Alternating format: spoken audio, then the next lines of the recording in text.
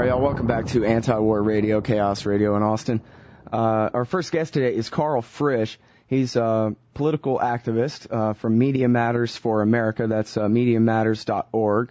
And was part of the web team for Howard Dean. Oh, that's impressive. Thanks for setting the bar. And let's see, in 2005, he was a press secretary for Representative Louise Slaughter on the House Rules Committee and was press secretary for the Democratic Senatorial Campaign Committee. He's Director of Media Relations at Media Matters for America. Welcome to the show, Karl. Thanks for having me. Oh, it's good to have you on the show here. And you guys do a real good job of covering these crazy right-wing warmongers on the TV. And I honestly, in the run-up to the war in 2002, I used to only watch Fox News because I figured, might as well go straight to the source. But after that I guess I just got so overloaded, I just really can't bear to watch it. Except in extreme circumstances. So I really appreciate you guys watching Fox News for me. That way I can still make fun of the things they say on there without actually having to sit here and watch Channel 48. I hear that completely. I don't know how some of our monitors can watch it as often as they do. Yeah, it takes a special kind of something, I think. Okay, so here's the big story, apparently, that everybody's covered, and I want to know a little bit about it at least. This lady, Judith Reagan, she's, Rush Limbaugh's publisher, is that it? She was at a time publisher for a publishing house that's owned by News Corp, which owns Fox News. It's Rupert Murdoch's company. And Fox, that is fascist orders Xerox. Faux news, whatever you want to call it. Yeah. And she is now suing Fox News for, I believe, $100 million. Oh, wow. And now suing News Corp, that is, for $100 million. Now, wasn't there a whole thing just 2 or 3 months ago about she, at least it was reported, I don't know whether this holds up or not, but that supposedly at least that she said, there was a Jewish conspiracy that got her fired for something? Or I think that was her, and it all kind of centers around the publication of this O.J. book, the If I Killed Her, or whatever it was called. And, there have been accusations all around. Media Matters hasn't taken a position one way or another on the lawsuit itself or the contents of the lawsuit, but that's apparently what's happening. Right, and then now, so there's all these revelations in this lawsuit about her relationship with Bernie Kerik, who was to be our Homeland Security czar. Right, if Rudy Giuliani had his way. Right, and then I guess further revelations as to the interconnectedness of the Fox News Corporation and the campaign of Rudy Giuliani. Can you help explain what's going on here? Yeah, I think there is no way for certain to know what goes on in the executive offices of Fox News when they decide how to cover a story or who to cover and how to cover them. Right. But what we can do is base our judgments on what they do end up airing. And it was in 2004, Media Matters actually posted memos that were internal memos from Fox News dictating to their producers and staff how to cover John Kerry and George W. Bush during the last election. So when we look at coverage of Rudy Giuliani's campaign, we start seeing little things like chyrons underneath, captions underneath the screen when Giuliani's campaign is being discussed that say Rudy Giuliani plus 9/11 equals White House, ? Because the question mark's there, it absolves them of any objectivity. But then, the obsessant, use of describing him as America's mayor or the hero of 9/11 or over and over, they will go to bat, either ignoring controversies or misrepresenting them. You may remember back a couple months ago when Rudy Giuliani's South Carolina campaign chairman was forced to resign from the campaign, or so they claim, because he had been indicted on federal drug charges. Right. Folks on Fox claimed that the Giuliani team had fired him, when in actuality, at the time, they told the press that the guy had left on his own recognizance, left the campaign on his own. So it really, you've also got people on Fox when the Kerik story, when Kerik was first indicted, people saying, well, obviously this absolves Giuliani because Lord knows he would never suggest to the administration that they put somebody like this on the cabinet, knowing if he knew all this, he would have done that.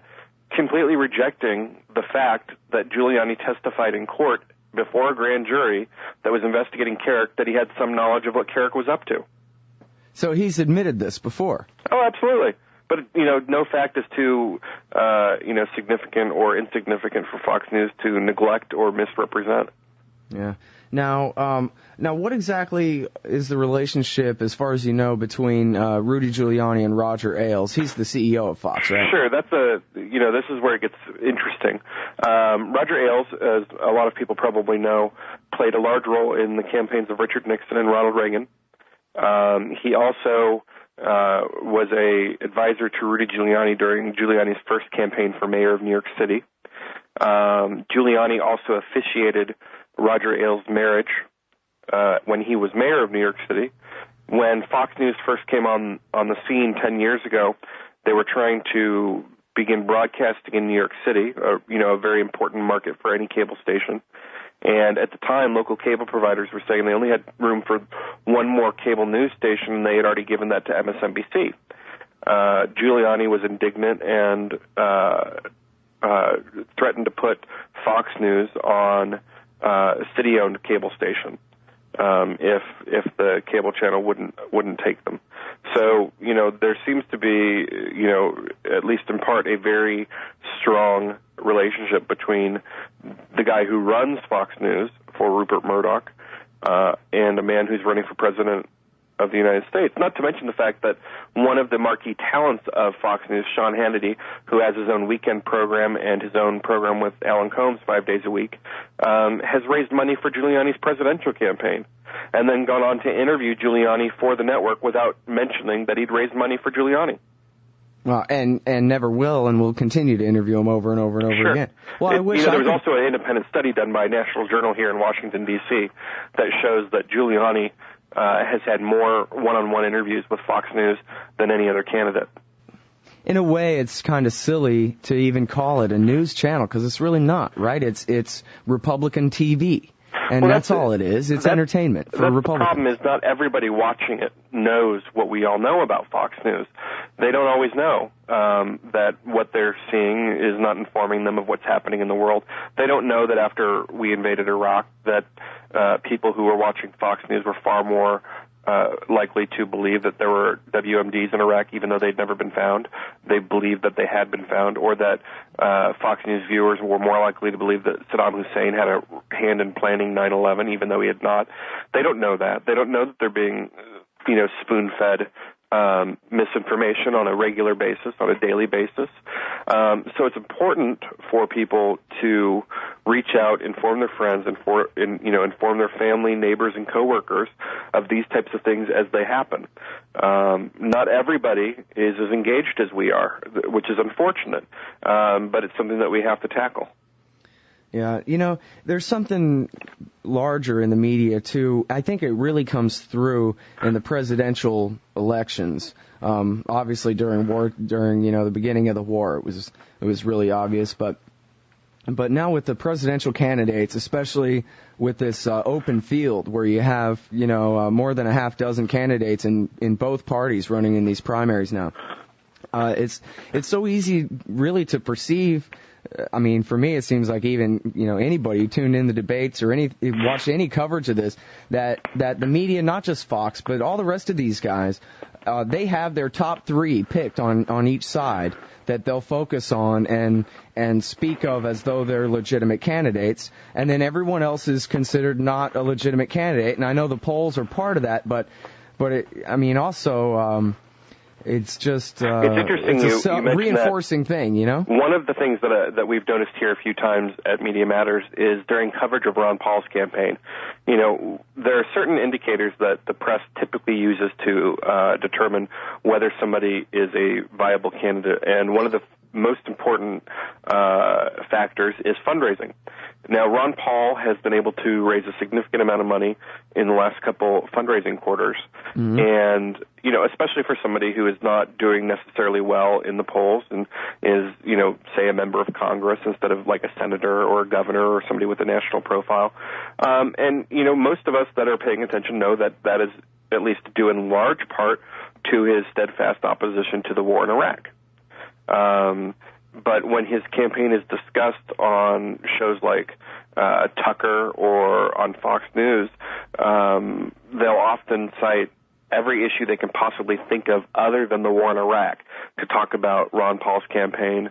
They've gone so far as to misrepresent Ron Paul's position on the war. So we do see that. And it's not just the candidates that they choose to talk about, it's also the issues that they choose to talk about. Mm-hmm. We can hear them ask Senator Clinton if she prefers diamonds or pearls. We can hear them ask Congressman Kucinich if he believes that he actually did see a UFO. But one of the things, and if folks read our weekly column last week by Jameson Fozier, that they don't talk about are all the constitutional issues that are present in this campaign. Yeah, I actually have that right in front of me here, and it's interesting. A lot of the things that he lists that they don't talk about are the things that Ron Paul has tried to bring up when they let him speak, such as torture and habeas corpus. Right, and you'll hear, Chris Dodd talk about habeas corpus some, but these are things that these candidates are being forced to bring up on their own.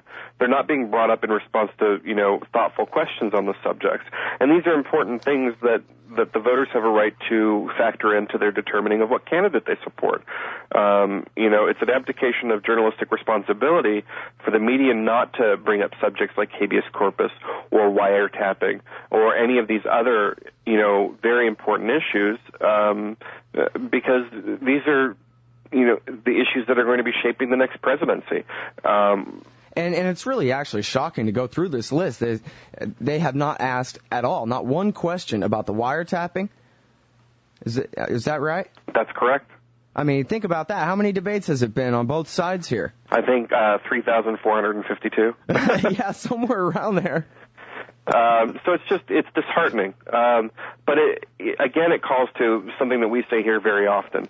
Regardless of what issue is most important to you, if a resolution of the war in Iraq is the most important issue to you, if finding health care for every single American is most important to you, if climate change and global warming is the most important issue to you, we only ask that you make holding the media responsible the number 2 issue important to you, because every issue that anybody could possibly care about is affected by the way the media covers that issue, or fails to cover that issue. Yeah. And that's why we encourage everybody to go to MediaMatters.org and sign up for our action alerts and visit often, because we're covering what's happening in the media on a daily basis.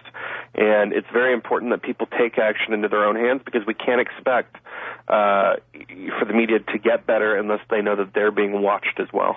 Yeah. Well, and a big part of this is the ownership, especially when we're talking about the national networks. I mean, when you talk about how they marginalize Paul, but, highlight McCain or somebody who's, basically shares the same measurements, it's pretty obvious why. It's because, if we're talking about MSNBC, they're owned by General Electric, and General Electric makes engines for jet planes that they use to fly to other countries and drop high explosives on people, and so they're not trying to lose their business with the government by taking them on. That's pretty obvious, right? Is that even a secret or a conspiracy theory or anything, that the military-industrial complex types basically have a lock on the media, these giant corporations? I think media ownership is certainly important. One thing at Media Matters that we try not to get into is the motivation of somebody. I think when you listen to the conservative media criticism, what you'll often hear is, the liberal media bias, they're so liberal, they're biased, liberal media bias, blah, blah, blah. It's a myth. There's a structural advantage for conservatives in the media. And the reason that we don't get into accusing folks of bias or trying to predict somebody's motivation is because it doesn't solve the problem. I can't listen to a report and then claim why somebody said something. I can't read an article in a newspaper and understand why a headline was chosen or what information was taken out of a story, because understanding how the process brings a story to fruition, that a reporter writes it, it's then edited, and then it ends up in the paper. I don't know if the reporter included the information that I think should have been included and it was cut out subsequently. I don't know how the paper determined what headline to use. So the important thing that we do at Media Matters is we stick to the black and white. We stick to what can be identified, corrected, and solved.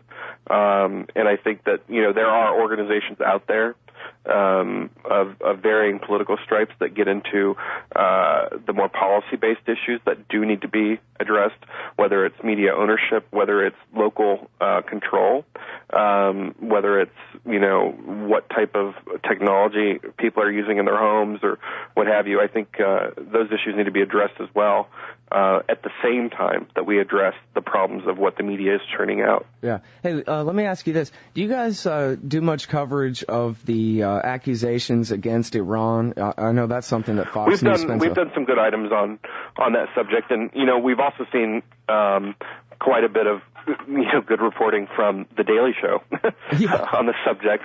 What we've seen in some part, although not as large of a scale as we saw before Iraq, is similar reporting, both in print and on cable and network, specifically Fox. Yeah, and this goes right to that accountability. When Sean Hannity ever discusses Iran, he always starts the argument by saying, we know this, and we know this, and we know this, and we know this, and we know this. Therefore, those are the things that we're going to start this conversation based on, and no one can argue. Now the question is, how long before we go to war?